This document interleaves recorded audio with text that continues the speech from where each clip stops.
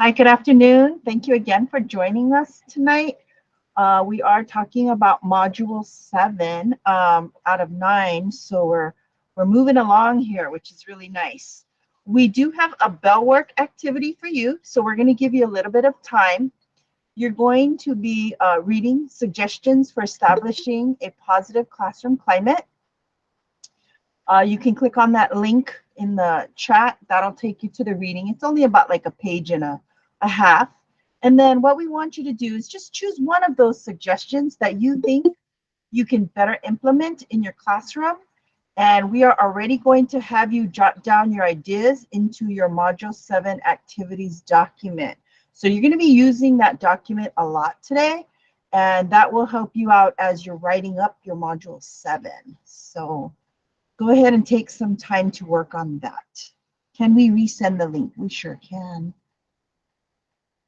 Resend this. Oops.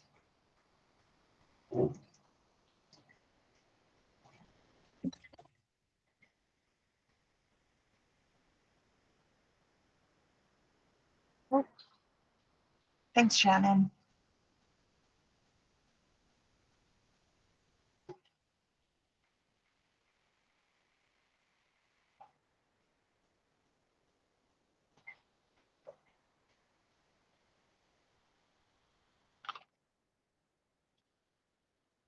So for those of you who just joined us, perfect. Shannon's helping us out and sending you guys the link. Again, your bell work is to read suggestions for establishing a positive classroom climate.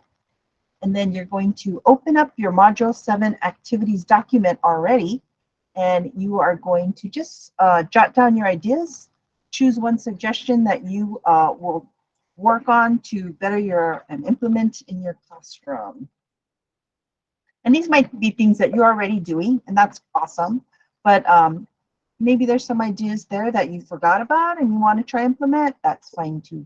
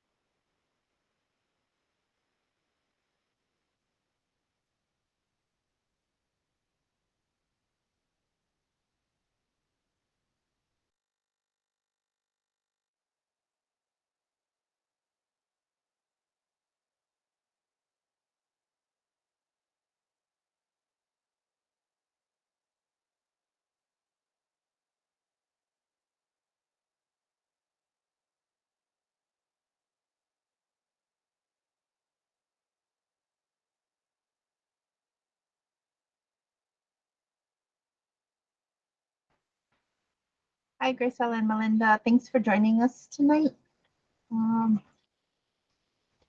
I'll just kind of keep reposting in the chat. We're sending you 2 links. One is for the document that we want you to read, and then the other one will take you to your Module 7 activity. You're going to be jotting some things down in there to help you out with your Module 7 as you're writing it up. But go ahead and read through that and choose one suggestion that you can, again, implement in your classroom.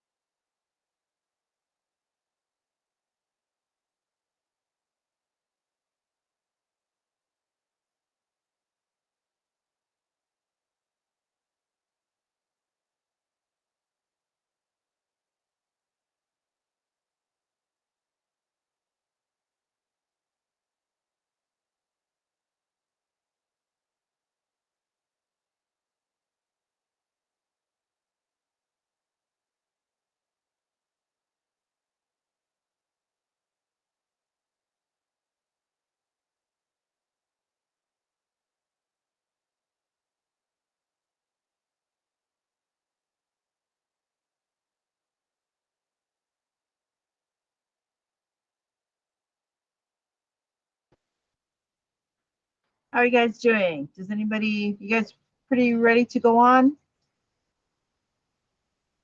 Anybody need more time? If you can put it in the chat.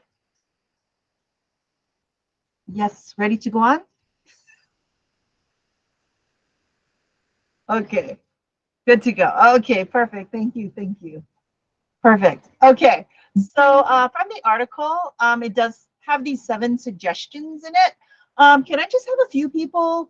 I'm not going to go through it. I know you read it already, but if a few people can just volunteer to share which one that kind of caught your attention and what you want to try to implement in your classroom if you're not doing it already.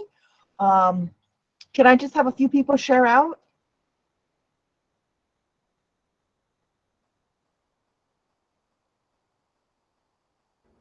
I can go.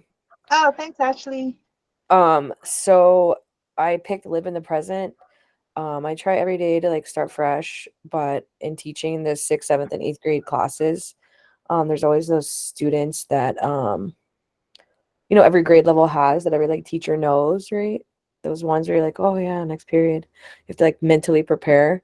Well, I have them like every single day. And so there's like not a break. So I've been trying really hard this year to like, you know, just be in the present and like not remember what they did the day before. But some days are easier than others, I guess.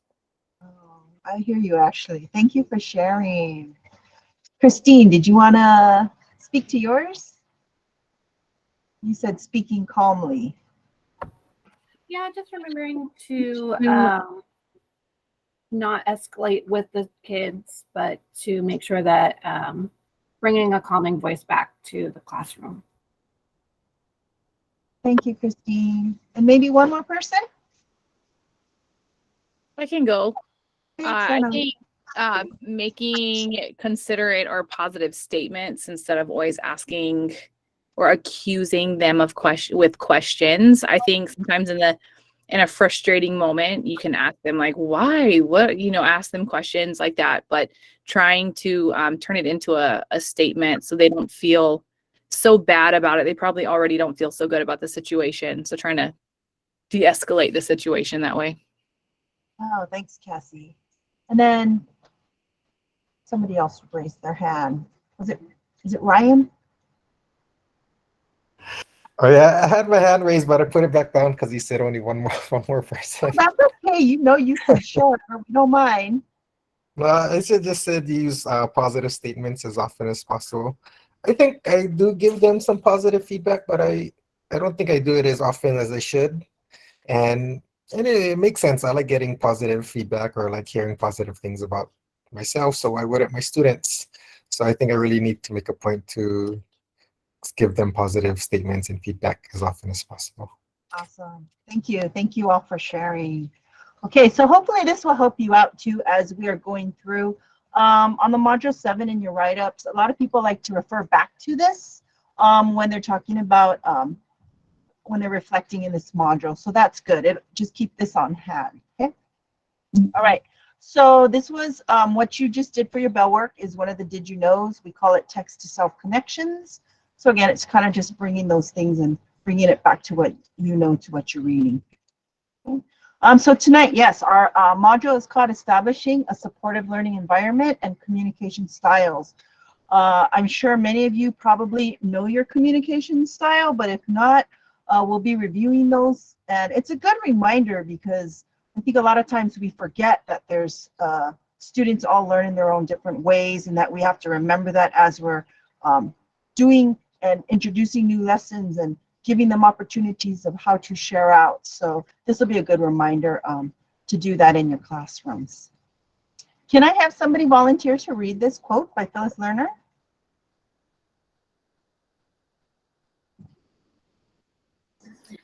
I'll do it. Even the most technically talented teacher will not be successful in motivating students if he or she does not establish a supportive learning environment. Thanks, Jennifer. And Phyllis Lerner, just a little bit about her. She teaches Graduate School of Education at Johns Hopkins University and has worked with educators in more than 40 states on the issue of effective and equitable instruction. And to be motivated and taking risks, this is something that we need to do again. Just have students feel good about being in that classroom. So we want to make sure that they are, motivated for us, right? And to learn. Okay, now we're just going to jump right into communication styles. And we have your first activity already. So you're going to figure out what is your communication style. We do have the form, and again, maybe many of you have done this before. I'm sure you've seen it. It's very similar to like the Myers-Briggs or the 16 personalities or colors. Those are a few that are very similar to this. But again, it just provides you, this one just provides you with the attributes of 4 communication styles. Just look at it. We'll give you a couple minutes to look at it and just select which one you think is your best teaching style. Which one describes you best as a teacher? And then what we're going to do is eventually put you into groups to do the activity. So take about a minute, look through these.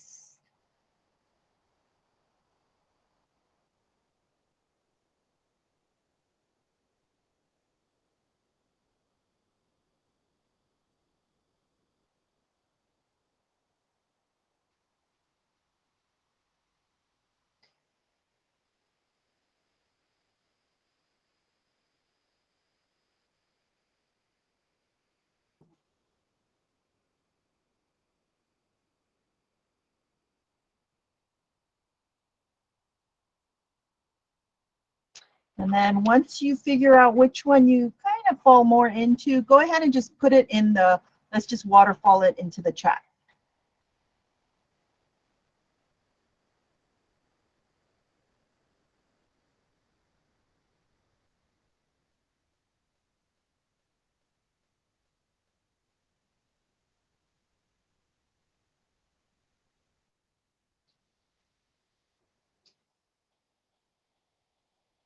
Okay, a lot of feelers, sensors. I have an intuitor. And Elisa, if it's okay, I'm going to put you into the intuitor group.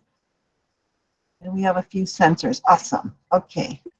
Thinkers, feelers. I think our feelers are going to be a big group, but that's okay. Sensors, feelers. Perfect. Okay. So what we're going to do next is we have an activity for you. I have another set of slides that we're going to share the link for. Let's see if we can. Shannon, are you able to copy that Fall 22 Communication Styles link?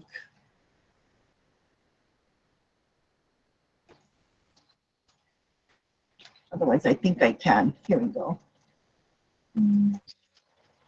I got it. Sorry, I didn't realize I missed one. Oh, that's okay. Now, here we go. We're good. Okay. Now, what you're going to be doing is you're going to go to a different set of slides, and we'll put you in your groups in just a minute. But let me explain. Now that you know what your style is, in your group, you're going to jot down things that you agree with and things that you think don't seem to fit. Okay, and we're talking about just the different traits. If you see, I'm not sure if I posted in your activities. That's okay. Just go to the traits and that's okay. If you want, you're going to include images that you think might match your communication style. And then we're going to have one person share. But before you do that, there's a second part to this activity. So let me go there. Hang on. Communication styles. Let me see if I can share this one instead. Nope. Hang on. Uh-oh.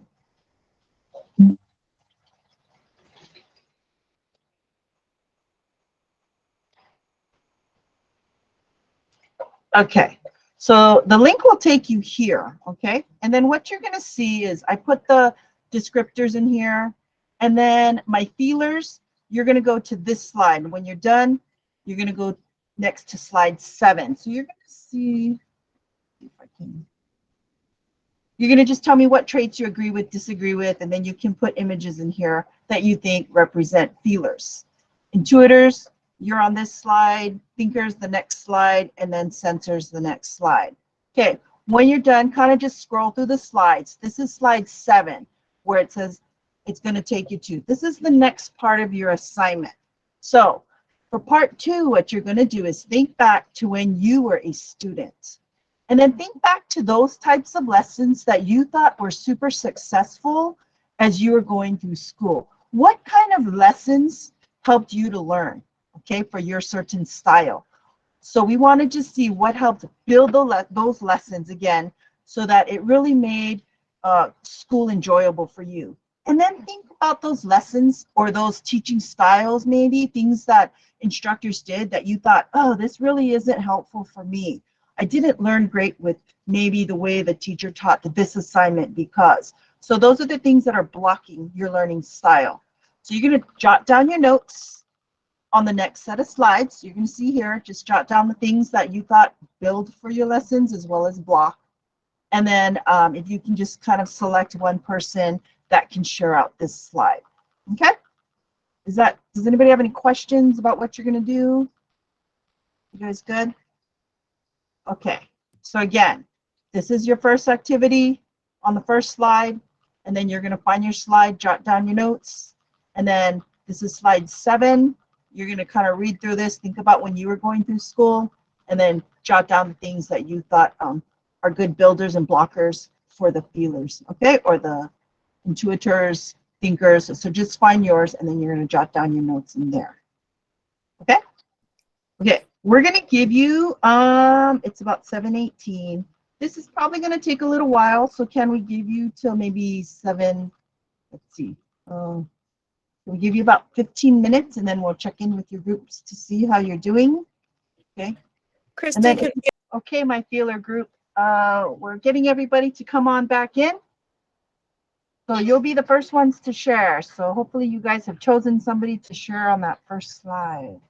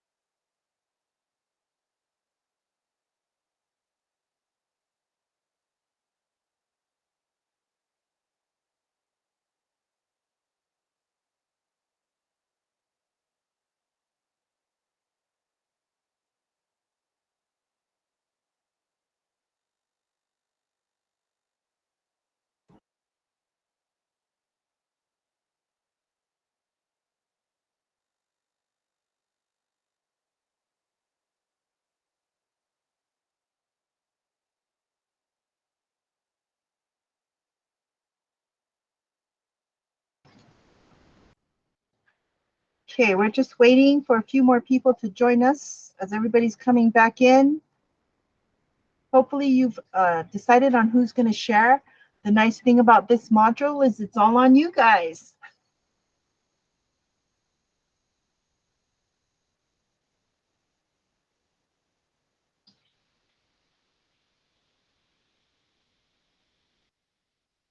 Okay, do we have everybody back in? I believe so, Christy. Okay, perfect. Thank you, Shannon. Okay, so my feelers, the reason why we did this activity on slides, on another set of slides, is so that you have it now. You are the experts in terms of your personality traits. So now you can take this information and you can just use it as a reference so that when you need to create different types of lessons for the other sensor types, you have it. You have a bank of all these great ideas that you have all come up with. Okay, so this is your resource. So my feelers, these were their traits for the people who are not feelers. So you can see supportive, responsive, human interaction, those kinds of things, the warm, sensitive group. If we were to describe them with a line, this is what my feelers would probably look like. And then what I want to do now is I am going to share their slide so you can see what they came up with for the feelers. Let me see, share this tab. Okay, and then if somebody doesn't mind speaking from my feeler group, there you go.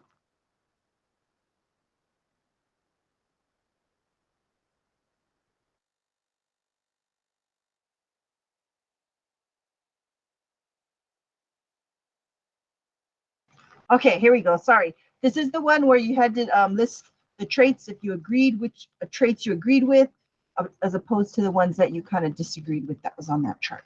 Do I have somebody who's going to share?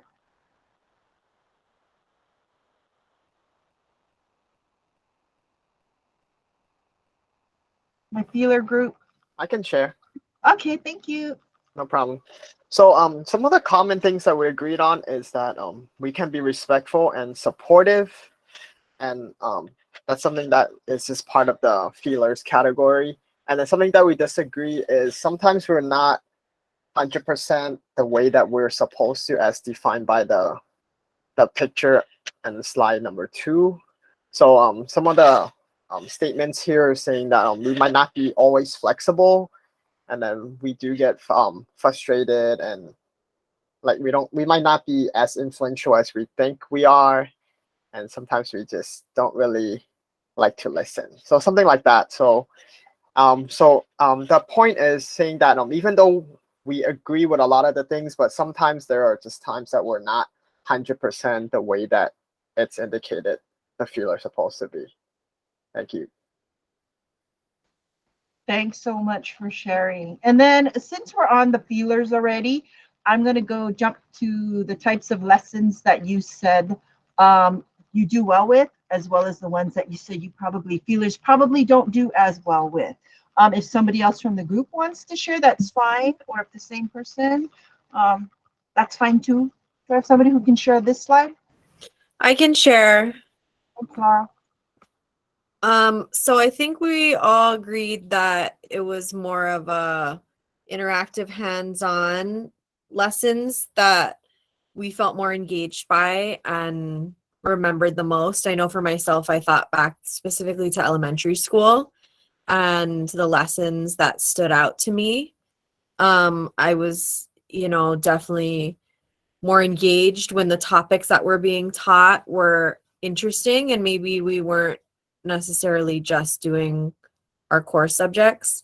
Getting to work with a partner in class and not just doing individual work, having that human connection, interacting with other people, I think is a big one, not just for learning content, but also for learning how to properly communicate and socialize with your peers. And then communication ties right into that. Some of the blockers were topics that maybe weren't as interesting or boring lessons. I think all of us can relate to that. When a teacher would stay on one topic for too long, maybe he or she felt like the students weren't grasping the content, and maybe they weren't trying to teach it in another way, and so they just hung out there for too long. Lack of differentiation, lack of chunking or scaffolding, maybe explaining instruction in a way that was confusing to students or unclear. I definitely have memories in school at times where I had no idea what was going on in the class. So, and I'm sure that still, happens today, and it's hard to always reach every student at every moment, every day. So, thank you. Thank you for sharing. Yeah, when I think of feelers, I always think of like group work. These kids want to be with other people. Yeah. Okay, thank you for sharing. So next we're going to go to our intuitors. So let's see if I can show you. Yes. Jump to this. Okay, so these are the descriptive words for our intuitors. So you can see the re-examination, challenging, intellectual, individualist, those types of words describe our intuitors. If we had a line that we were going to describe them and draw, this would be their line. I don't know if the intuitors agree with that, but here's your information as well. So is there somebody that wouldn't mind sharing for my intuitors? Yeah. Sure. Our list is not as exhaustive, but what we kind of talked about was the idea of the kind of being flexible, and we kind of reworded some things. So the idea of accepting chaos, not necessarily complete chaos, but organized chaos, being okay with, you know, things not going exactly to plan, and having multiple. I am so sorry. I have children in the background. Not or being okay with, you know, your lesson plans having. Sorry, maybe veering off a little bit, but still related to what the topic is. And then things that we disagreed with was the idea of disliking routines. I think we both agreed that routines are important, but you know, if we don't necessarily get to a certain point in our lesson plan, that being okay with that. And so I think if there was one word to kind of sum up the what we discussed, was like just flexibility in the learning process, and being open to the possibilities. So that's why that image of like having different pathways. So it kind of actually goes with the picture you showed us. That idea of it's not like a straight line, but you know, there's different turns and different things. So that's what we discussed as an intuitor. Thank you so much for sharing that. I love that image that you found. Yes, many different roads to get there. And then I'm going to show your builders and blockers slide. I'm not sure who else was in your group, but if whoever wants to share. And this again, the types of lessons that you do well with versus the ones that you don't do as well with. I can share this. My connection's horrible, so if it doesn't work, then we'll try again. But we both just agreed that as teachers and as students, we were completely different. We don't teach the way we learned. So for us growing up, open-ended questions and that productive struggle was something that hindered our learning versus that direct instruction and a lot of practice. So our line would have been just straight from the beginning where we started to where we needed to be. So kind of piggybacking, as intuitors, it would be basically the opposite of what we said were builders and blockers. So our blockers would actually, as an intuitor, would be our builders, being able to be open-ended, to have that productive struggle, while what we listed as builders would have been like our blockers. So that's what we were kind of talking about, was we were different in how we learned when we were younger, and how we are as teachers. So that's why, sorry, I know it doesn't really align with what an intuitor would be, but that was kind of what we said where we were at in our learning. That's super interesting. Thank you for sharing that. And you're right. The way that you learn might not be the way that you teach. And again, I know sometimes we get peg-holed into the way we, think that we need to teach, but it's good to know, again, all these different styles so that you can pick and choose and find different ways to connect to all the students. So thank you both for sharing. Okay, next we're going to go to our thinkers. Let's see. Okay, and then let me share this slide again. This is the traits for our thinkers. So you can see the detailed oriented, our precise, organized, logical people. If you think about their line, the thinkers would probably look a little bit more like this. And then if I can have my thinkers, let's go to your slide. Can somebody from my thinker group share? I'll share. Thank you. So we pretty much agreed on every single one of whatever was written, except for being cautious and patient. We were like kind of in the middle with it. But we're like, yeah, that pretty much is us, to like almost a nutshell. That's pretty exciting. That's very interesting to see and hear. And then for your types of lessons that you feel help the thinkers as well as the ones that don't work so well for you. So we said that we liked the structure, knowing exactly what's going to happen. We liked more of the small groups versus having a whole group discussion. And we didn't like when there wasn't routine and when there was no structure. Yes, that's definitely our thinkers, isn't it? Okay, thank you for sharing. I appreciate that, Ashley. And then let's go to our sensors, our last group. So you can see their traits. The doers of the group, the action-oriented, very focused, driven, self-sufficient, committed. Those are the types of things we think of, the traits that we think of for the sensors. And if you see their line, it will make sense. This is their line from point A to point B. So if I can have some of my sensors share, here is your slides.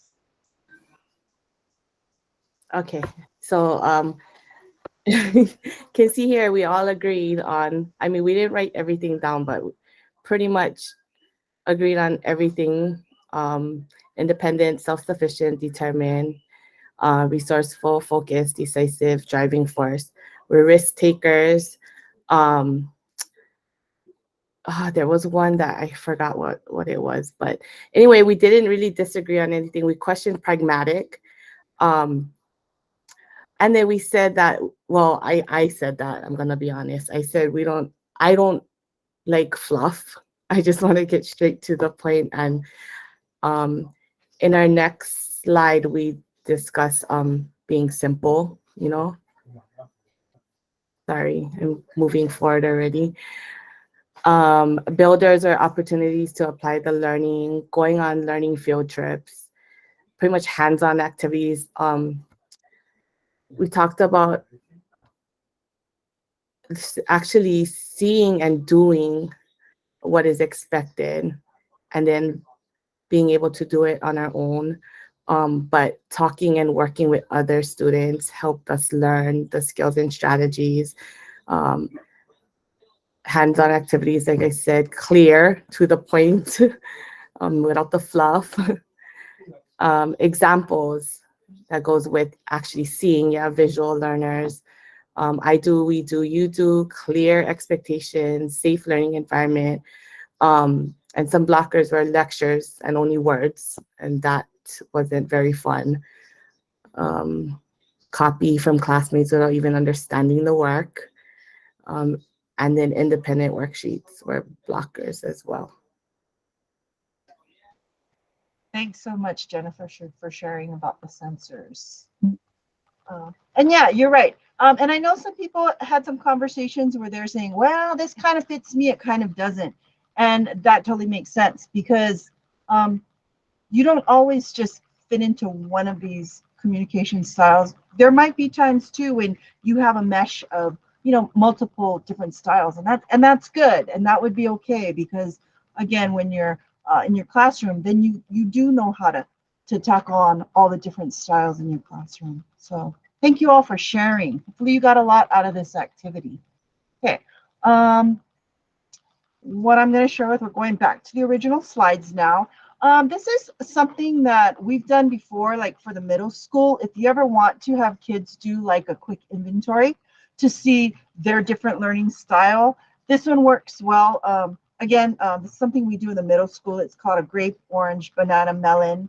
I know high school, a lot of times if they're doing their career and the college ready, they do go through the Myers-Briggs types of activities. Again, the colors. So there's multiple ones out there to kind of help you out to see what they are.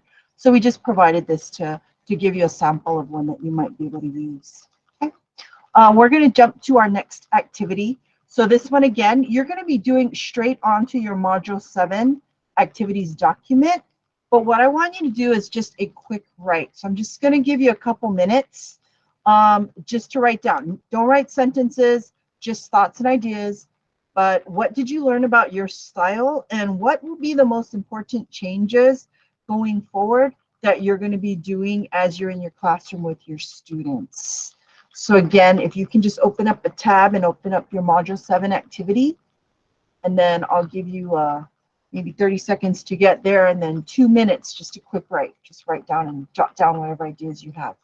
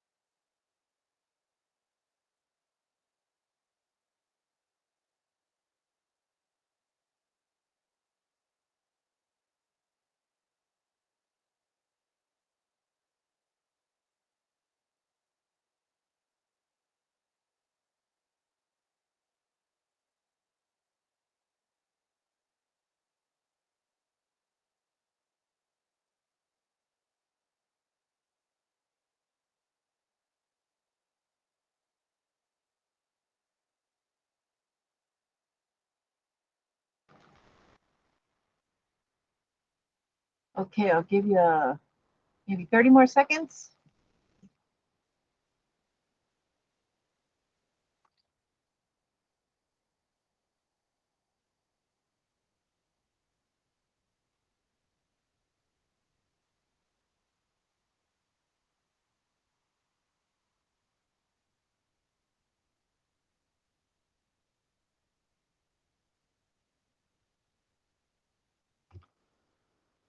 Okay, now hopefully this activity, as you did this, it's going to really help you to think about what you're going to do for your Module 7.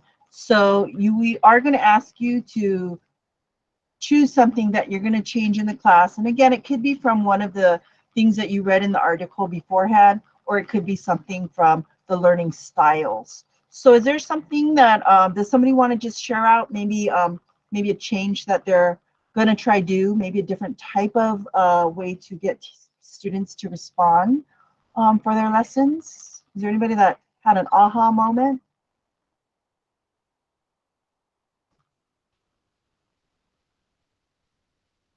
You can type it in the chat too. I can go. Thanks, Ashley. So I feel like for me, having the two different sides, I learned that like maybe the best way for me teaching isn't the best way for every student to learn. So I need to take that into consideration and be willing to acknowledge that and be okay with the fact that my way is not the right way all the time. That's what I got. Thanks, Ashley. Maybe one more person? While everyone was discussing, I kind of looked for ideas that were common in every communication style, and there are a lot of comments, because at the same time I still feel that feelers can also be intuitives, and maybe thinking so there can be a lot of common ways that we could communicate with them. Like everybody loves hands-on, pretty much. So, those kind of things, to make sure that those are important while I start planning my lessons. Thanks, Kuala. I really appreciate that. Okay, we're going to skip the eyeball to eyeball interview, but again, these are just some of the did you knows. The four corner challenge, again, there's a few more did you knows in here for you, just so that you can think about different things you can do in your classroom. Okay, so from this, we know that all of us, we learn in different ways. It's important to keep in mind your own style and the style of your students. And again, this is only one way to describe. There's many, many others. One of them is Learning Styles from David Kolb, and he believes that learning styles should encompass a series of theories suggesting systematic differences in how individuals learn. We know there's multiple intelligence. I'm sure you've heard of that one from Howard Gardner. And he actually believes that he opposes the idea of labeling students into a specific intelligence, which I think is what you guys had picked up. He believes that there definitely is a theory of multiple intelligences out there, and that we should use it to really empower students, not restrict them to say, hey, this is how you learn. We're going to teach you in this one style for you. So, it's like, I think how Pule was saying, look for those crossovers, things that have commonalities in them, and you'll probably find that. So that's true. And we know that, again, there's just a variety out there for us. It's difficult to address all of them, all the different learning styles, but we just need to be aware that, we don't want to ignore any of them. And then hopefully you've picked up a lot from just from the, what we've shared out. I do have a short video that I do want to share with you. This one is on Howard Gardner. If you're a college student like me, especially, you need Grammarly in your life. Grammarly is a digital writing assistant.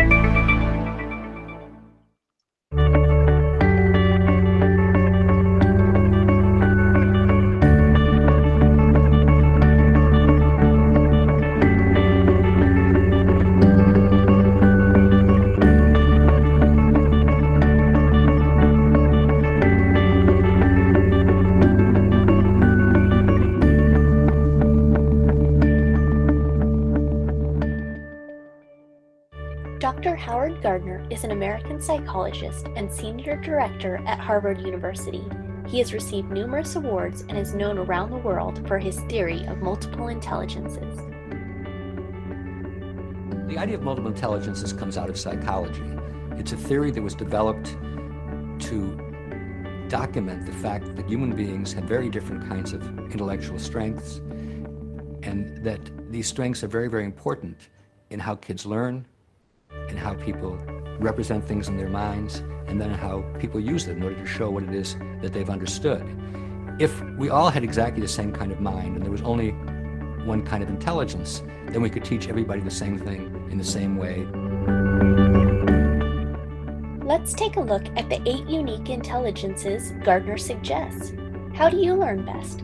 Perhaps you will identify with one or more of the following intelligences. Mozart, U2, and Michael Jackson all had an ear for music. Those adept at reading, composing, and playing music may possess musical intelligence. Meet the needs of this intelligence by incorporating song and rhythm into your classroom. Does architecture and photography interest you? Can you find your way with a map and compass? People who love pictures, puzzles, and maps are often considered to be spatially intelligent. Incorporate these elements into your classroom to meet spatial needs. Take a nature walk, watch tadpoles morph into frogs, or study the Great Barrier Reef. These are all great examples of how to meet the needs of the naturalist intelligence. Studying the natural world is how the naturalists work. Do you keep a journal? Do people say you have a way with words? Those with linguistic intelligence, or word smarts, may enjoy learning new vocabulary or investigating word origins. Get moving, do the robot, play a sport, or act out a novel. These are all ways those with bodily kinesthetic intelligence use their gifts. Considered daydreaming to some, critical thinking is the cornerstone of intrapersonal intelligence. This type of intelligence is useful in the classroom as students analyze essays and deconstruct arguments. Excellent listening skills, the disdain for injustice, and empathy are all characteristics of the interpersonally intelligent. Conversation with others keep these students engaged.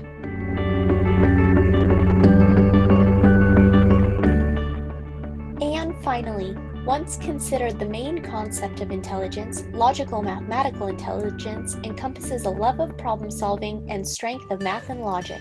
The advancements of science and technology will never be enough for this intelligence.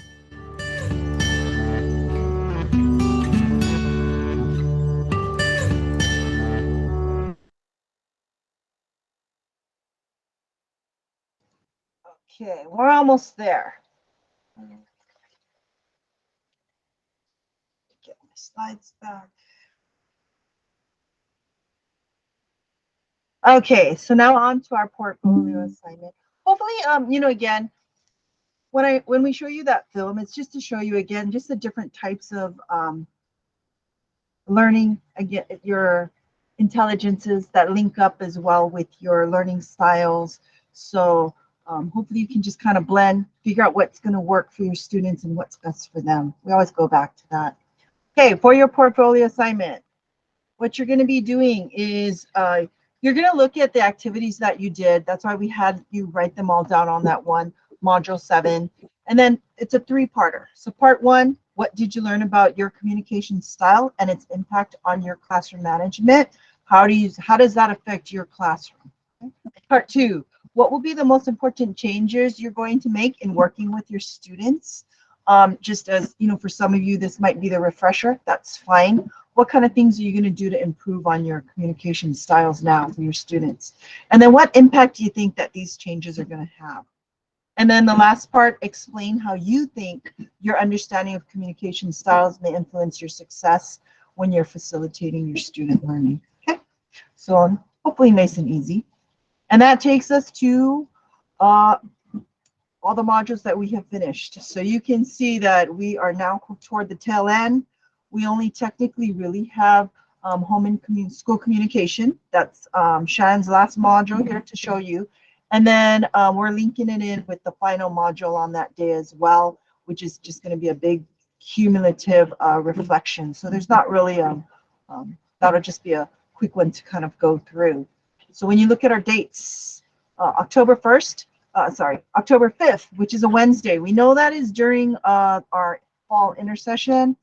But again, it's just a check-in to help you guys see if you need help with any of the previous modules.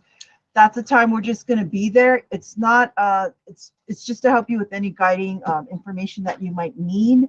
If you're stuck on something, don't know what to do, come on in and we'll be there for you guys to help you out. October 15th is when we're going to have our module 8 and 9, which is the communications and final reflection. November 1st, I know you're asking about when our portfolios due. That's our due date when you need to turn in everything to us. And we're going to spend a little bit of time, if you can. We're going to give you feedback again, because we want to make sure the way our PDs work, again, the final reviewer looks at a few of the portfolios. And as long as those pass and they look well, everybody in the class passes.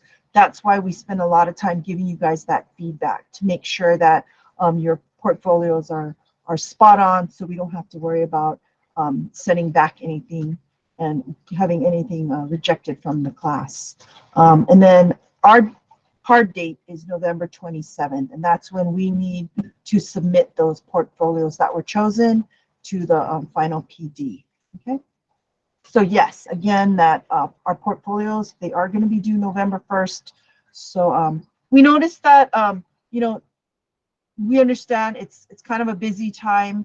We try to get you guys to stay on track with turning in those modules so that we can give you feedback sooner, so you're not jammed toward the end trying to finish all these portfolio entries. So, but we notice they're kind of coming in a little slow. We totally understand. But again, hopefully during the fall break, you guys will really be able to kind of get a lot of these in so we can check it before that November 1st. That gives us time to give you a lot of good feedback. Shannon, did you want to say anything about the portfolios? No, I think you covered it all, Christy. Thank you. Okay. Do you guys have any questions for us? If you do, you can stay on and we'll help you out. Otherwise, have a nice evening and enjoy your fall break. Thank you guys very much. Yeah, and we'll see you maybe on the 5th if you need help. Thank you. Have a nice evening.